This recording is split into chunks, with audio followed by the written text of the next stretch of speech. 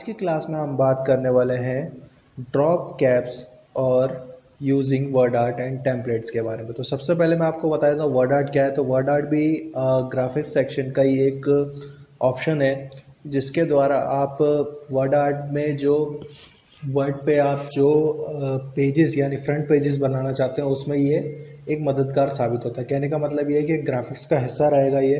जैसे मान लीजिए कि वर्ड का यूज़ हम करते हैं फ्रंट पेजेस वगैरह बनाने के लिए, तो उसमें आप वर्ड आर्ट का यूज़ कर सकते हो। तो वर्ड आर्ट का यूज़ मैं आपको करके बता देता हूँ और इसकी खासियत बता देता हूँ। तो सबसे पहले मैं आपको वर्ड आर्ट का यूज़ करना बता देता हूँ।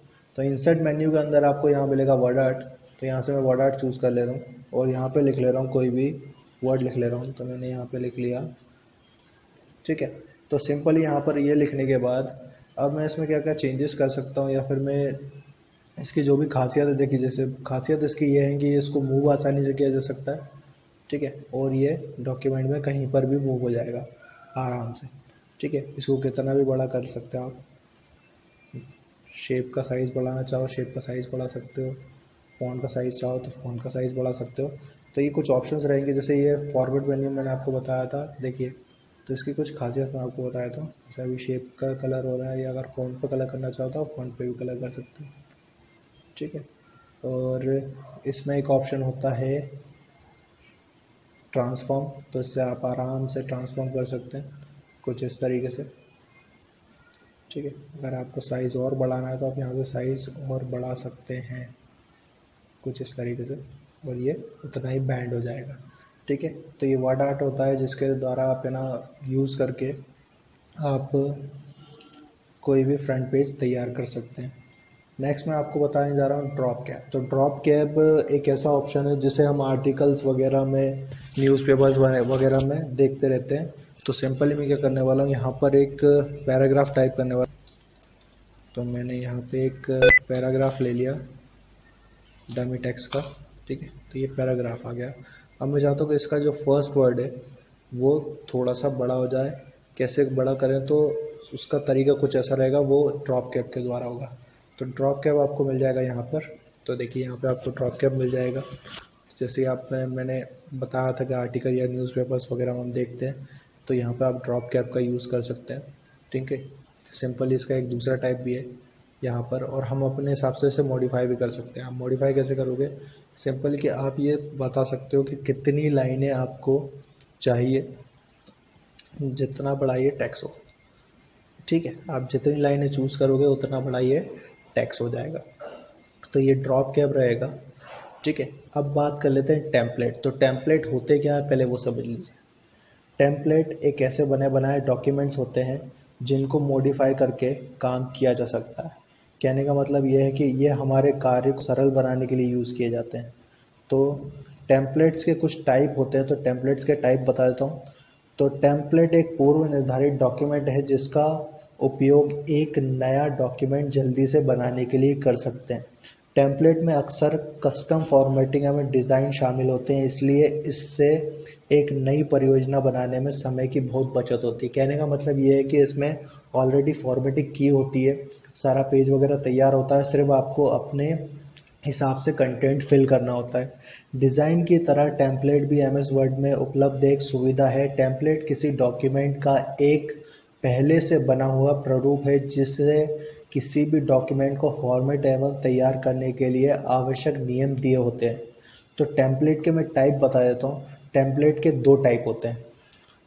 बिल्ट इन टेम्पलेट यानी कि जो ऑलरेडी बने हुए होते हैं। Built in templates way template होते हैं जो एमएस वर्ड 2013 में पहले से ही मौजूद रहते हैं।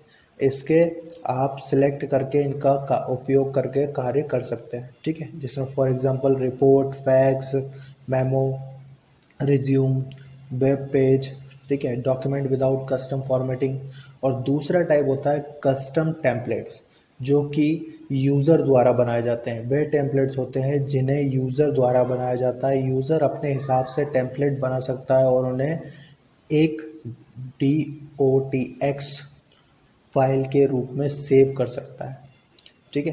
तो एमएस वर्ड में टेम्पलेट बनाने के लिए आपको करना क्या होता है, सिंपली आप जाएंगे यहाँ पर। अगर टेम्पलेट आपको खोलना है तो पहले आप जाएंगे न्यू में, यहाँ पे आपको अलग अलग टेम्पलेट्स मिल जाएंगे, ठीक है। उसके बाद ये बने बनाए टेम्पलेट्स आपको यहाँ मिल जाएंगे। अगर आप इनमें से नहीं बनाना चाहते हो या फिर आप खुद से बनाना चाहते हो तो सिंपली आपको करना क्या होगा, जैसे मान लीजिए कि मैंने ये फाइल जो बनाई है वो मान लीजिए एक टेम्पलेट है। अब उसको सेव कैसे करोगे, template as a template save हो, तो यहाँ पर आप जाओगे सेव में, तो यहाँ पे आपको ऑप्शन मिलेगा सेव। तो जब आप फाइल को सेव कर रहे हो तो इसको वर्ड डॉक्यूमेंट ना देते हुए आप यहाँ से इसको देखिए वर्ड टेम्पलेट, ठीक है। तो वर्ड टेम्पलेट दे देंगे तो ये देखिए कस्टम ऑफिस टेम्पलेट में आपको पहुँचा देगा। कस्टम ऑफिस टेम्पलेट में आप पहुँच जाओगे और इसको सेव कर दोगे। तो जैसे मान लीजिए मैंने ये सेव कर दिया इसको यूजिंग वर्ड आर्ट के नाम से, ठीक है। अब ये सेव हो गया। तो अब मान लीजिए मुझे कुछ इसमें चेंजेस करने हैं, एक्सप्लोरिंग करनी है, मॉडिफाई करना है, तो कैसे करूँगा, तो वो सिंपली क्या करूँगा, मैं सबसे पहले चेक कर लेता हूँ मैं यहाँ पे यूजिंग वर्ड टेम्पलेट के नाम से, तो सर्च कर लेते हैं। तो सर्चिंग ऑप्शन नेट के बगैर खुलेगा नहीं, तो हम क्या करते हैं चेंजेस करने के लिए जाते हैं यहाँ पर पर्सनल। देखिए पर्सनल में मेरा जो टेम्पलेट है वो दिखाई दे रहा है, ठीक है। तो ये मैंने वापस ऑन कर लिया। लेकिन अगर आपको इसमें चेंजेस करने जाना है तो चेंजेस करने के लिए आप कहाँ जाओगे, तो चेंजेस करने के लिए जाओगे यहाँ पर, इसमें चेंजेस करने के लिए आपको जाना पड़ेगा मॉडिफाई टेम्पलेट, मैं आपको बता रहा हूँ। तो इसमें चेंजेस करने के लिए आपको सबसे पहले जाना है न्यू में, उसके बाद फाइल टैब पे आप जाएंगे। फाइल टैब में आपको यहाँ मिलेगा रीसेंट डॉक्यूमेंट, ठीक है। ओपन में रीसेंट डॉक्यूमेंट, रीसेंट डॉक्यूमेंट पे आप चूज़ कर लेंगे कंप्यूटर को, ठीक है। कंप्यूटर को चूज़ करेंगे। कंप्यूटर को चूज़ करने के बाद जाएंगे आप कस्टम ऑफिस टेम्पलेट में।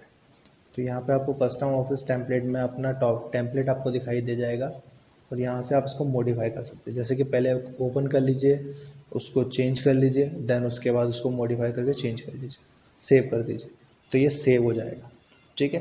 तो ये मैंने आपको टेम्पलेट को टाइप बताए हैं, उसको मॉडिफाई करना बताया, अब थोड़ा सा यूज़ करना बताया था। तो मैं यहाँ पे एक नई फाइल ओपन कर लेता हूँ।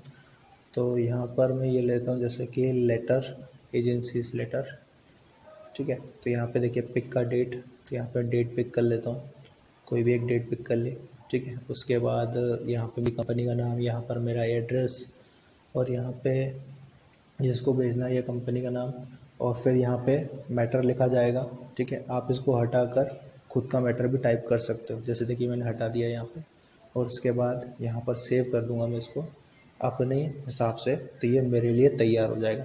अब इसमें फ़ायदा क्या हुआ वो चीज़ मैं आपको बता देता हूँ। ऑलरेडी डेट का कॉलम मिल रहा था, नाम का ऑप्शन मिल रहा था, ऑलरेडी हमें डिज़ाइन किया हुआ मिल रहा था। तो ये इसके फ़ायदे हैं टेम्पलेट के, जिसको आप यूज़ करके आप इसमें अपने हिसाब से एडिटिंग कर सकते हैं। तो ये कुछ ऑप्शंस मैंने आपको बताए, नेक्स्ट क्लास में मैं आपको आगे बताने वाला हूँ।